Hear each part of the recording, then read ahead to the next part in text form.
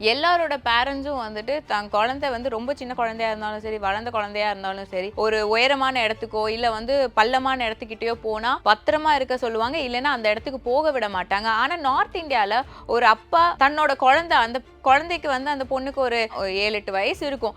அந்த குழந்தைய வந்துட்டு டேமோட எட்ஜ்ல, அதாவது டேமோட வால்க்கு எட்ஜ்ல வந்து 2 ராட் இருக்கு. அங்க ஒரு ஜங்ஷன் பாக்ஸ் மாதிரி இருக்கு. அந்த ராட்ல எந்த சேஃப்டியுமே இல்லாம அந்த குழந்தைய அந்த ராட்ல நிக்க வச்சு போட்டோக்காக, ஒரு போட்டோ வீடியோக்காக அந்த குழந்தையோட உயிரை வந்து ரிஸ்க் பண்றாரு அந்த இடத்துல. ஒரு பேரண்டா எல்லாருமே யோசிக்கிற விஷயம் வந்து சேஃபா இருக்கணும் அப்படிங்கறதா, எங்க போனாலும் சேஃபா இருக்கணும்னு இருக்காங்க.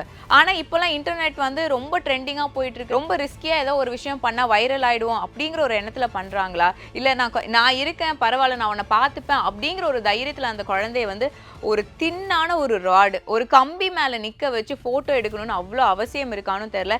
இந்த ஒரு செயலுக்காக நிறைய பேர் சொல்ற விஷயம், இவர் ரொம்ப அலட்சியமா அவரோட குழந்தையோட வாழ்க்கையில விளையாண்டுட்டு இருக்காருன்னு. ஒரு பேரண்டா எல்லா இடத்துலயுமே தன்னோட குழந்தைய ப்ரொடெக்ட் பண்றது தான் முதல் கடமையா இருக்கும். நிறைய பேர் இத செய்யறதுக்கு தவறுறாங்களோன்னு தோணுது.